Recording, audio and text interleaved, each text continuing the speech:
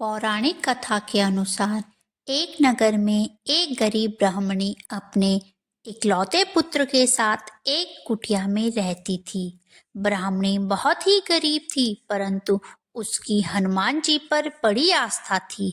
वह हनुमान जी की पूजा बड़ी भक्तिभाव से किया करती थी तथा सदैव व्रत रखा करती थी। एक बार हनुमान जी ने उस गरीब ब्राह्मणी की परीक्षा लेने की सोची। हनुमान जी एक साधु का वेश धारण करके आए और ब्राह्मणी की कुटिया के बाहर आकर बोले, कोई है हनुमान भक्त जो हमारी आवश्यकताओं को पूरा कर दे। यह सुनकर ब्राह्मणी अपनी कुटिया से बाहर आई और बोली, आज्ञा कीजिए साधु महाराज।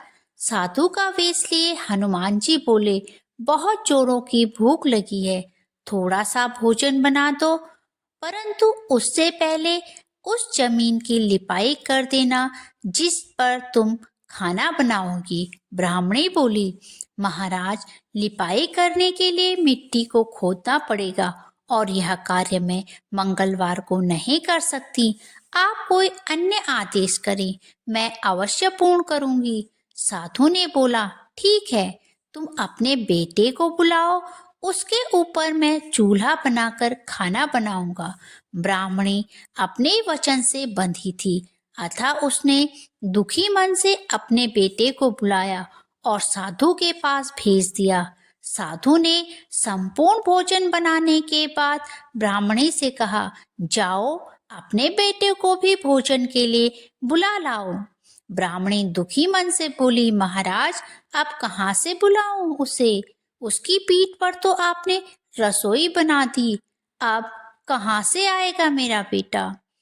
परंतु जब साधु ने कहा, तुम उसे बुलाओ तो सही, तो ब्राह्मणी ने अपने बालक को पुकारा तो वह दौड़ता हुआ आ गया, जैसे कि कुछ हुआ ही नहीं था। यह सब हनुमान जी की कृपा से संभव हो सका। तब ब्राह्मणी उस साधु के चरणों में गिर गई। उसके चरणों में गिरते ही साधु अपने असली वेश में आ गए तथा ब्राह्मणी व उसके बेटे को आशीर्वाद दिया। यह सब ब्राह्मणी के भौम प्रदोष व्रत के कारण ही संभव हो सका।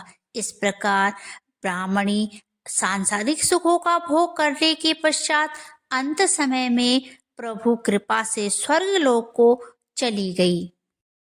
इस प्रकार जो भी व्यक्ति भौम प्रदोष व्रत को करता है, ईश्वर उसका कल्याण करते हैं। जिस प्रकार हनुमान जी ने ब्राह्मणी को आशीर्वाद दिया, ईश्वर आप सभी सुनने वाले भक्तों के ऊपर भी अपना आशीर्वाद बना के रखें, यही कामना करती हूँ।